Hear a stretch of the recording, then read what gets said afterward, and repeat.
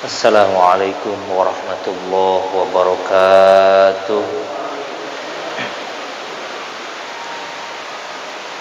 Innal hamdalillah wa syukran ala ni'matillah. Allahumma salli wa sallim wa barik ala sayyidina Muhammadin wa ala alihi wa sahbihi wa dzurriyyatihi ajma'in. Amma ba'du. Rabbi shrah li sadri wa yassir li amri wahlul 'uqdatam min lisani yafqahu qawli. Rabbi zidna ilma warzuqna fahma wa alhiqna bis shalihin. Rabbana la ilma lana illa ma 'allamtana innaka antal alimul hakim wa tub 'alaina innaka antat tawwabur rahim. La ilaha illallah, la mawjuda, la ma'buda, la matluba, la maqsuda illallah. Bismillahi tawakkalna 'ala Allah, la haula wa la quwwata illa billah. Astaghfirullahalazim, astaghfirullahalazim, astaghfirullahalazim wa atubu ilaih. Ayyuhal hadirun, ikhwanu fiddin rahimanallah, usikum wa nafsi bitaqwallah wa ta'atihi la'allakum tuflihun. Puji dan syukur mari bersama di awal silaturahim dan ibadah kita panjatkan kepada Allah Subhanahu wa taala yang telah memberikan kepada kita semua limpahan karunia berupa kesehatan dan panjang umur, yang mudah-mudahan sehat, panjang umur yang Allah berikan mampu kita isi dan kita manfaatkan untuk melakukan hal-hal yang bernilai di hadapan Allah Subhanahu wa taala, sehingga kita semakin menjadi pribadi-pribadi yang berkualitas di hadapan Allah Subhanahu wa taala. Salawat teriring salam mari kita sampaikan pada Nabi kita Muhammad sallallahu alaihi wa alihi wasallam wa ala alihi wa ashabihi. Para jamaah, Bapak-bapak semua yang mudah-mudahan kita semua dirahmati oleh Allah Subhanahu wa taala.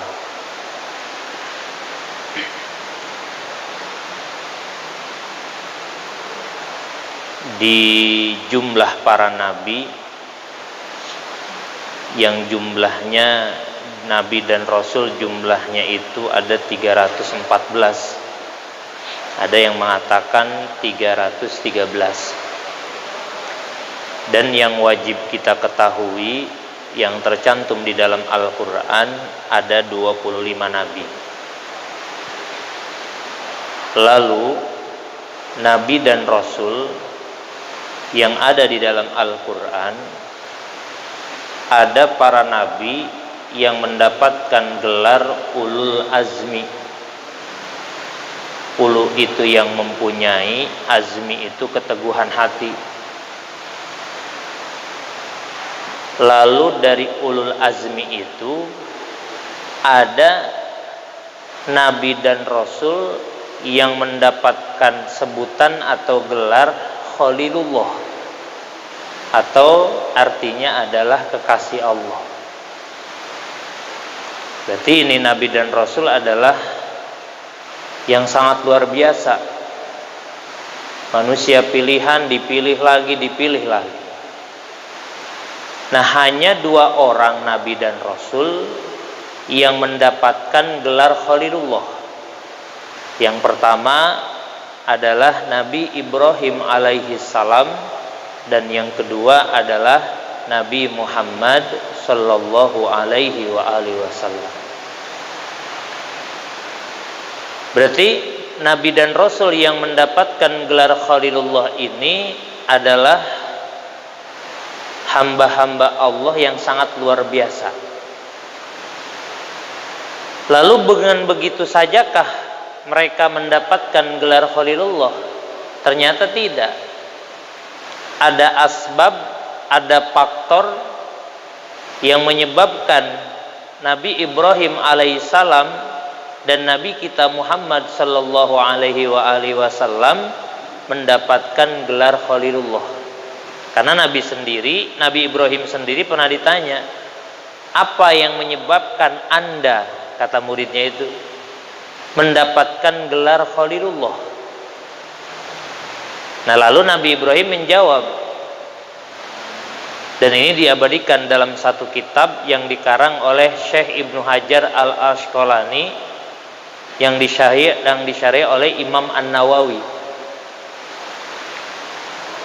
Beliau mengatakan, paling tidak ada 3 hal yang menyebabkan aku mendapatkan gelar Khalilullah. Apa yang pertama? Nabi Ibrahim itu selalu memilih perintah Allah mengalahkan perintah selain daripada Allah.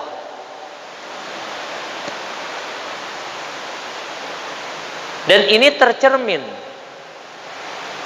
di dalam surat As-Saffat ayat yang ke-99, atau yang kita kenal asbab daripada adanya ibadah kurban.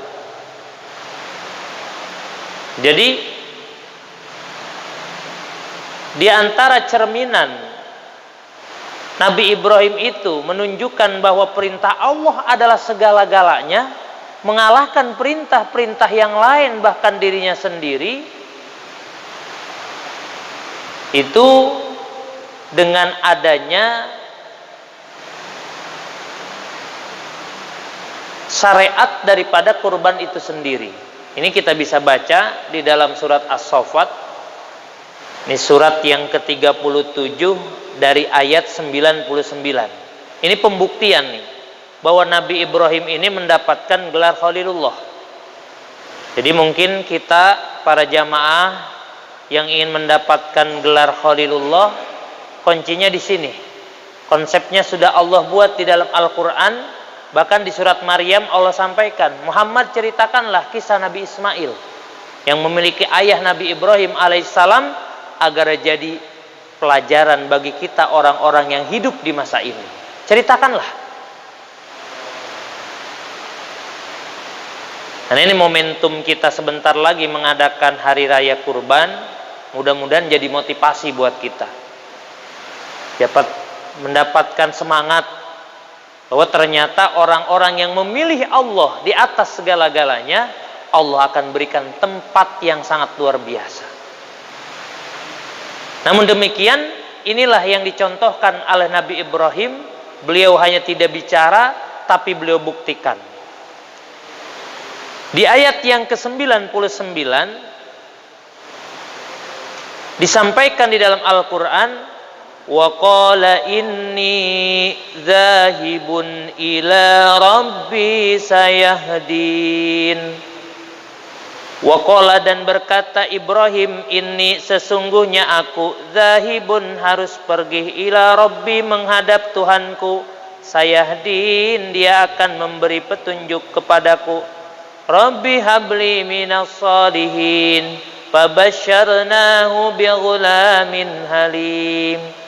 Ini kisah diawali dengan ujian yang diberikan Nabi Ibrahim oleh Allah Subhanahu wa taala, karena Nabi Ibrahim ini sudah lama tidak memiliki keturunan. Ya. Di usianya yang sudah senja, tapi belum saja Allah berikan keturunan.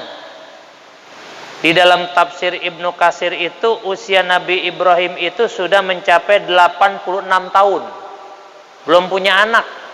Di sini ada 86 tahun belum punya anak.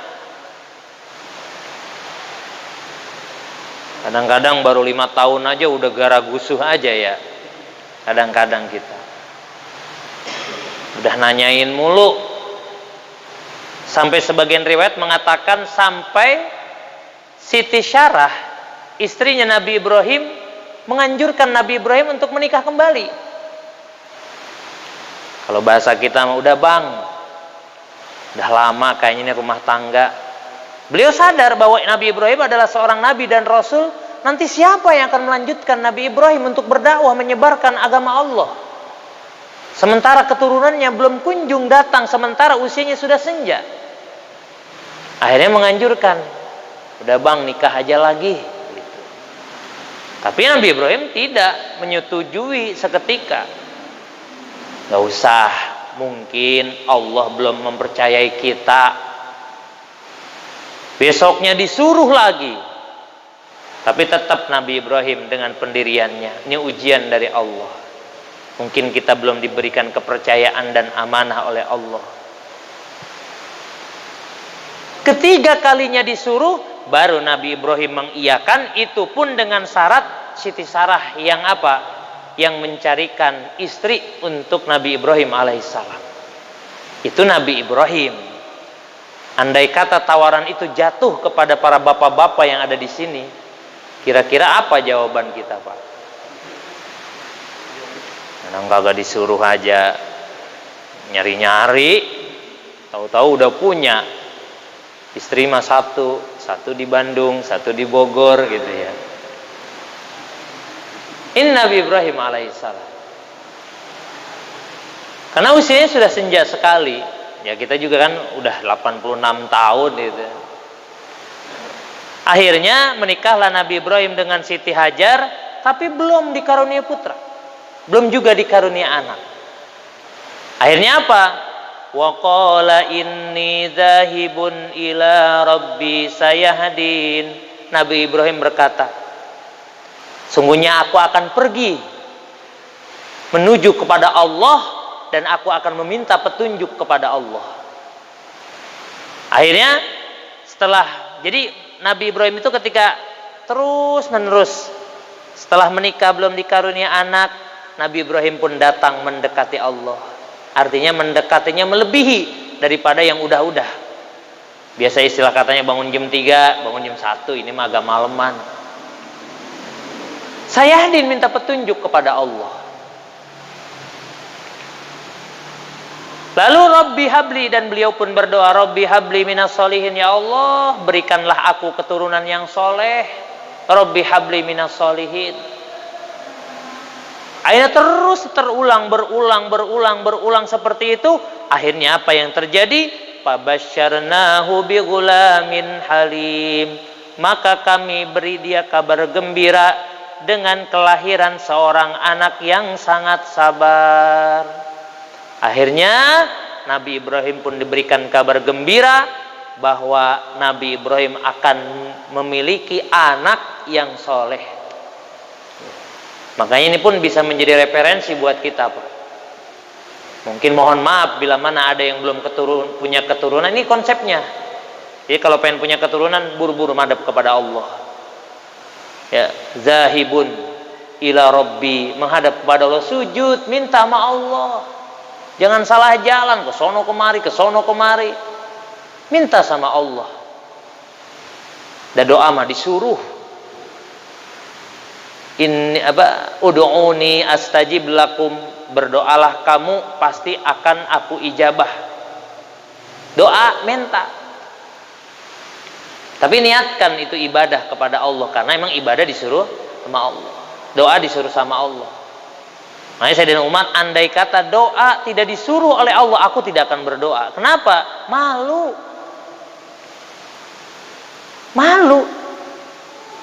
Dikasih mata, hidung, telinga, paru-paru, bernapas dan lain sebagainya. Itu pun sudah karunia yang sangat besar bagiku. Diberikan kekuatan untuk bisa ibadah, beramal soleh, berbuat baik. Itu adalah sesuatu yang sangat nikmat yang Allah berikan. Kenapa kita harus meminta-minta lagi? Sayyidina Umar begitu. Jadi nggak mau ngedoa kalau misalkan doa nggak disuruh, karena disuruh akhirnya ngedoa, karena malu. Karena seorang ulama ahli sufi mengatakan kan itu, orang yang mengenal dirinya pasti akan mengenal Allah. Kalau kita tafakuri, renungi diri kita, Pak, coba masya Allah, kita napas nggak beli, napas kan pakai oksigen, kita nggak pernah beli tuh. Coba andai kata kita kekurangan napas, ya kita dibantu ya dengan oksigen. Itu kan kalau ke rumah sakit beli nggak? Beli itu. Setabungnya berapa duit itu? Satu tabung tuh yang kecil berapa itu coba? Beli kemarin waktu masa Covid kan, masya Allah sampai berebut orang nyari oksigen. Berapa duit tuh oksigen itu setabung? Andai kata misalkan berapa, misalkan 300.000 aja ya, itu seharian itu bisa habis itu. Kalau satu hari 300.000 kali 10 hari 3 juta, kali 30 hari Berapa? 9 juta. Napas doang. Kali setahun. Agak keduman beli motor.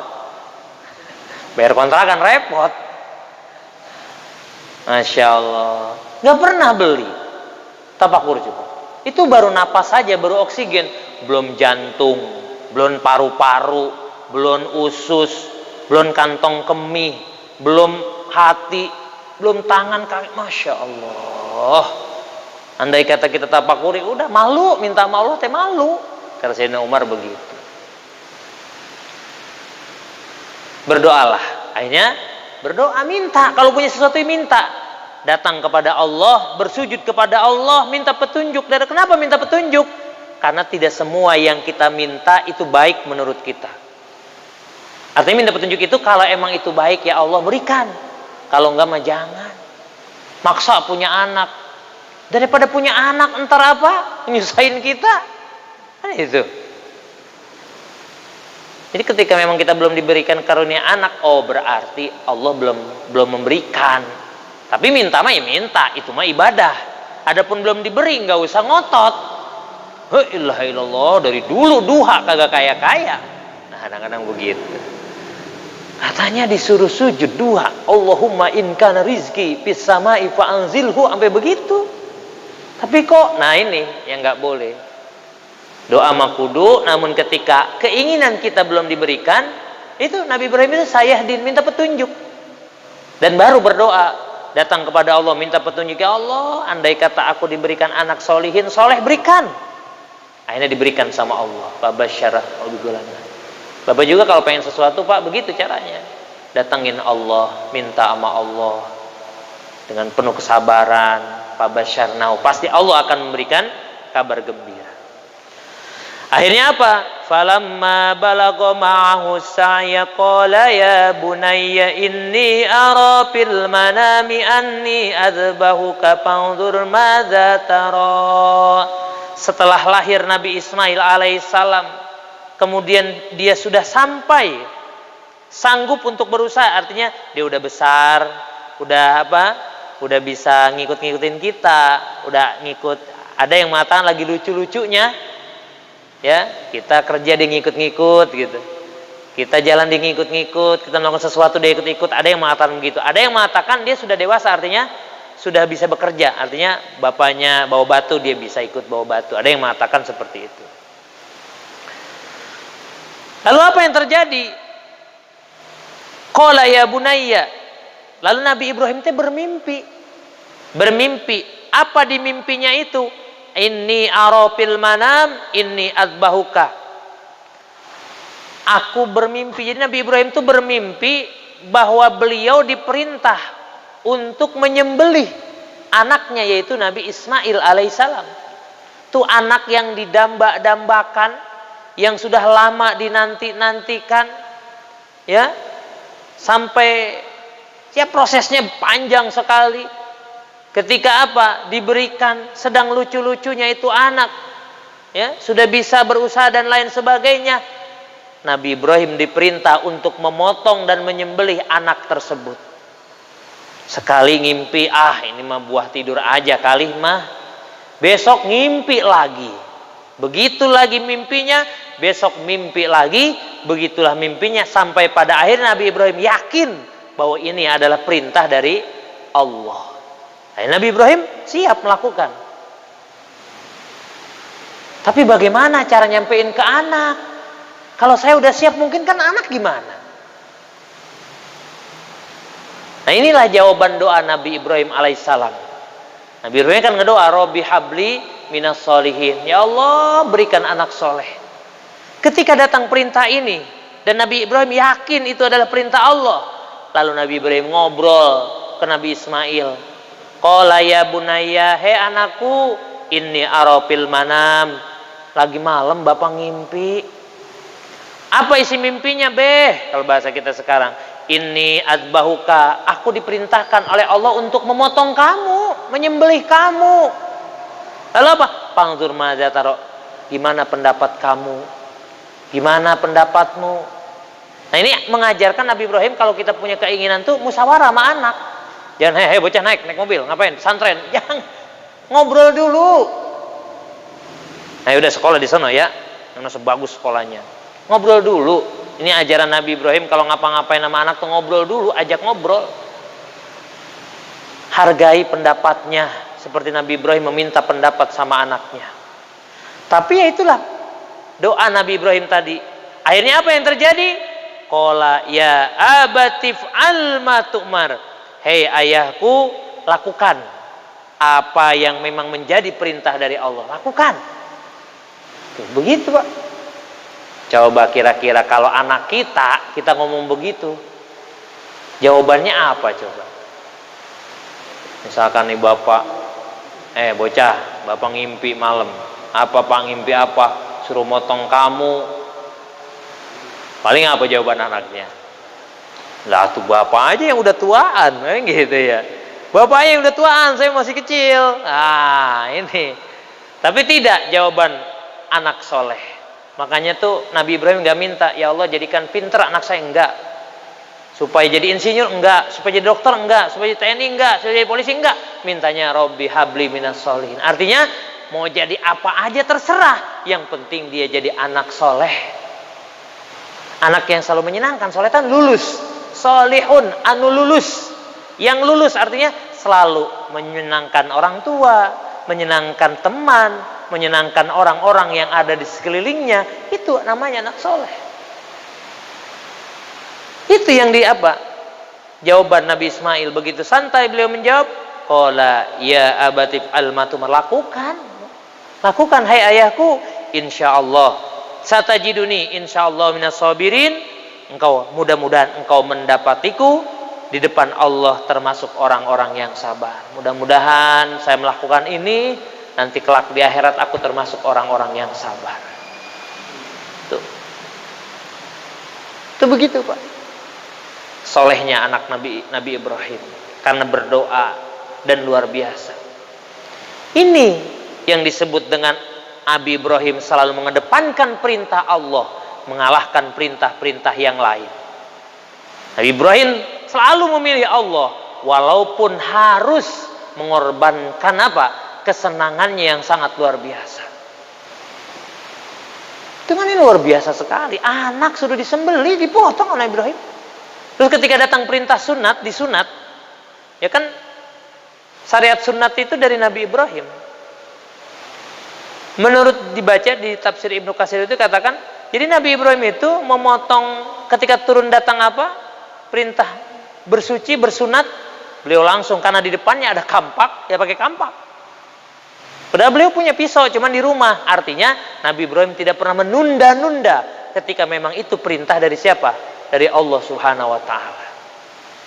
Itu yang menyebabkan Nabi Ibrahim mendapatkan gelar Khalilullah. Ini saya singkatkan saja, nanti dibaca di surat-surat selanjutnya, di ayat-ayat selanjutnya 103, 104. Ketika memang sudah pasrah, akhirnya Nabi Ismail dibawa Nabi Ibrahim ke gunung, ke Jabal Gubes ya. Kemudian Wa nadainu ayya Ibrahim, kemudian dipanggil oleh Allah, qad sadaqtar ru'ya.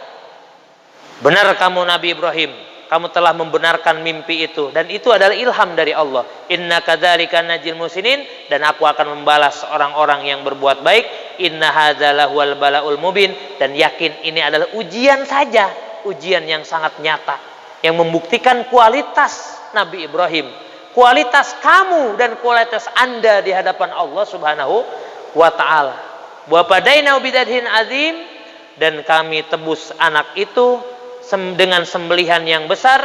Wa tarokna alaihi fil akhirin, dan kami abadikan untuk Ibrahim pujian di kalangan orang-orang yang datang kemudian. Salamun ala Ibrahim, keselamatan bagi Nabi Ibrahim. Kadzalika najil musinin, demikianlah aku akan membalas orang-orang yang telah berbuat kebaikan.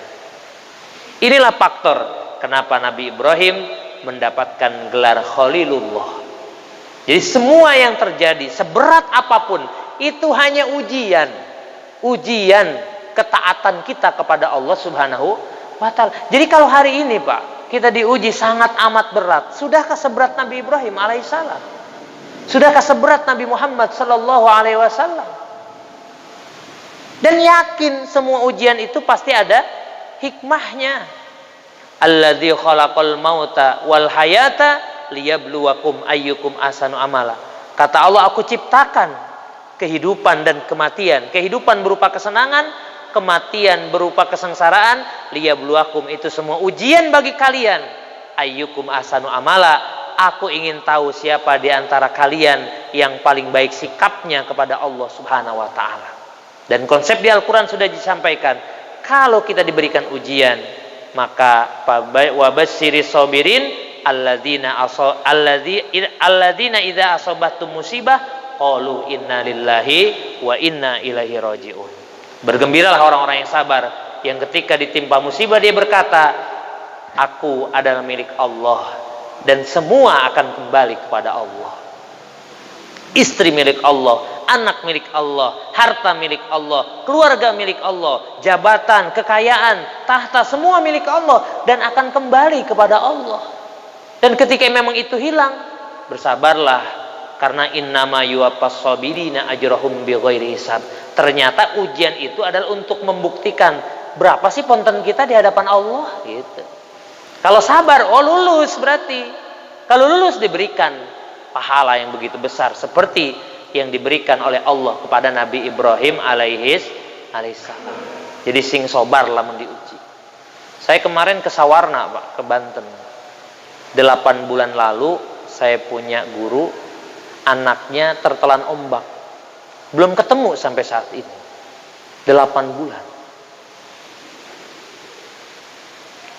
Kami 10 hari mencari dengan Basarnas dari Bekasi, Basarnas dari Banten, dengan relawan-relawan, bahkan dengan teman-teman sealumni, bahkan dibantu oleh anak-anak The Jack sama The Picking, itu dibantu, nggak ketemu.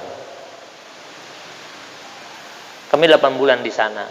Setelah 8 bulan kami ke sana lagi. Kalau beliau sih sebulan sekali pasti ke sana. Awalnya berat rasanya, tapi ternyata ada hikmah di balik semua itu yang nggak bisa saya ceritakan. Hikmahnya banyak. Beliau bercerita sepanjang jalan. Kebetulan saya yang jadi drivernya, saya nyupirin beliau, bercerita banyak sekali. Ternyata luar biasa orang-orang. Kalau mohon maaf kemarin almarhum Eril mah ketemu, ya ini mah nggak sampai 8 bulan. Sampai hari ini belum ketemu. Itu ujian. Ternyata di balik ujian itu luar biasa hikmahnya. Akhirnya beliau bersabar dengan semua itu. Akhirnya diberikan hal-hal yang baik untuk dirinya, keluarganya, dan masyarakat yang ada di situ. Baik masyarakat di sekitar pantai tersebut dan juga masyarakat yang ada di rumah. Ternyata hikmah dari kepergian beliau. Makanya saya mengajak di kesempatan yang singkat ini melalui beberapa ayat dari Al-Quran ini, artinya kalau kita ingin mendapatkan tempat yang baik, makom yang baik di hadapan Allah, kebaikan dari Allah, maka jadikanlah perintah Allah mengalahkan segala-galanya daripada yang lain-lain. Dengan demikian, maka Allah akan memberikan balasan yang luar biasa untuk kita. Nah, hari ini kita buktikan kalau dulu Nabi Ibrahim dengan mengorbankan anaknya, kalau punya ya, bulan tahun ini nih kita keluarkan dah buat kurban, kita titipkan di masjid-masjid, di panti-panti asuhan atau dimanapun, silahkan. Jangan sampai bahasa kasarnya kita kredit motor bisa, kredit handphone bisa, kredit apa-apa bisa, ngapa tibang kambing harga 2 juta kagak bisa, atau 2,5 juta ya nggak bisa. Mudah-mudahan sebentar lagi tawaran ibadah sudah di depan mata kita. Kalau memang kita punya harta, jangan nunggu tahun depan, karena belum tentu kita masih hidup. Rencanakan hari ini, jadikan kurban sebagai amal terbaik kita, sehingga mudah-mudahan dengan kita mengeluarkan kurban itu tanda kita sayang kepada siapa? Allah, dan cinta kepada Allah, sehingga ketika kita sayang dan cinta kepada Allah, Allah akan memberikan kasih sayangnya kepada kita, dan Allah akan berikan balasan yang berlipat ganda, yang baik, yang terbaik, tidak hanya di dunia tapi juga kelak di negeri akhirat. Demikian yang dapat saya sampaikan. Mudah-mudahan khusus bagi saya yang menyampaikan bisa bermanfaat, umumnya kepada para jamaah sekalian. Sudah isya? Belum? Udah. Hujma sopada makadar, Allahul muwafiq ila aqwamit thoriq, billahi hidayah wa taufik. Assalamualaikum warahmatullahi wabarakatuh.